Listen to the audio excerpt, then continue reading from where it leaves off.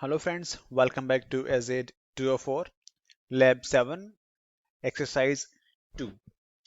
Okay. Here is the lab scenario. If you wish, you can go through it one more time.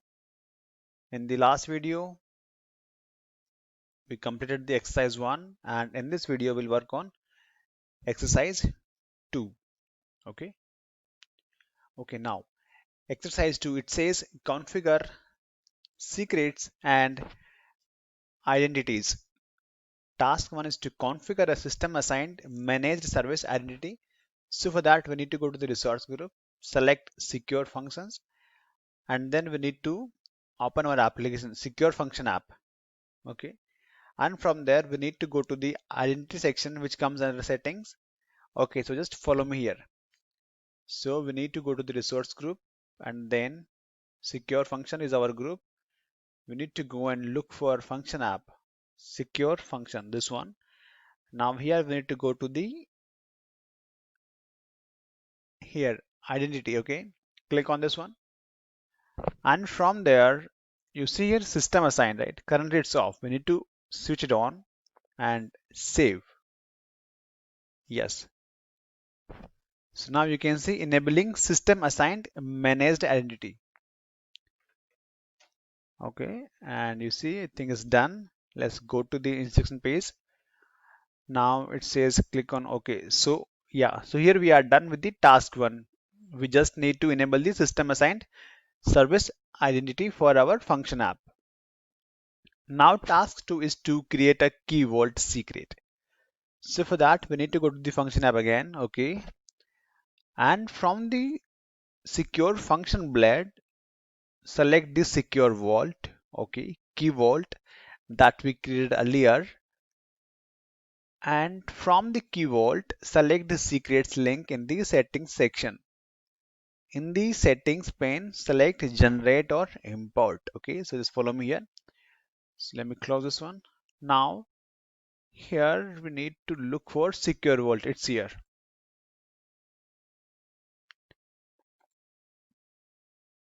Secure vault, and then from the key vault select the secrets link in the settings. Okay, now we need to go and look for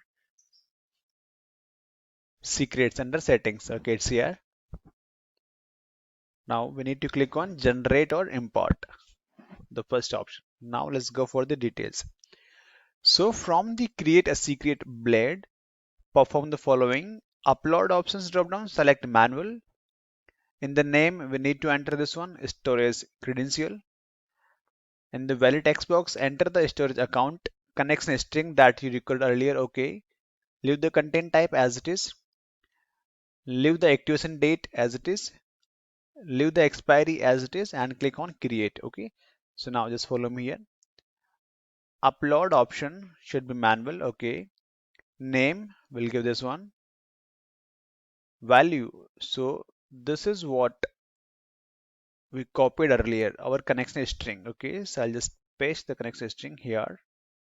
Content type, activation, everything should go as it is.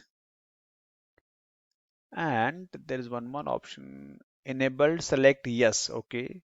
Enabled is already yes. Now click on create. So here we are going to create a secret in our key vault. It's done. Okay, let me just close and then let's go back to the browser. So here now back in the secrets pane, select the storage credentials item in the list. In the versions pane, select the latest version of storage credentials secret. Okay, and in the secret version pane, find the metadata for the latest version of the secret. Select show secret value to find the value of the secret, and we need to copy the value of secret identified. Okay, so let's just come back, click on this one. We need to look for the metadata, is it? So here you can see secret versions tab here, and here is the identifier. If you want to see the secret value, you can click on this one and it will give you the string, but we need to copy the identifier. So I'll copy and I'll paste in the notepad. Let me just name it as secret identifier, because we would need this value later. Now let's go back. Okay, so here we are done with the task 2. Task 3 says configure a key vault access policy. So now we need to go to the secure function, our resource group, then we need to go to the secure vault, and in the vault we need to go and look for access policies. Okay, and there we need to add a policy. So okay, so let's go there first. So what I will do is let me close. As we are already here, we have to go and look for the policies, which is here access policies, and now we need to add a policy. So here is the button link, right? Add access policy. Click on this one. And here you can see select principal. Currently it's none. Click on this one. From here we need to go and select our secure storage. This one, secure function. Okay, click on select. Okay, now what is next?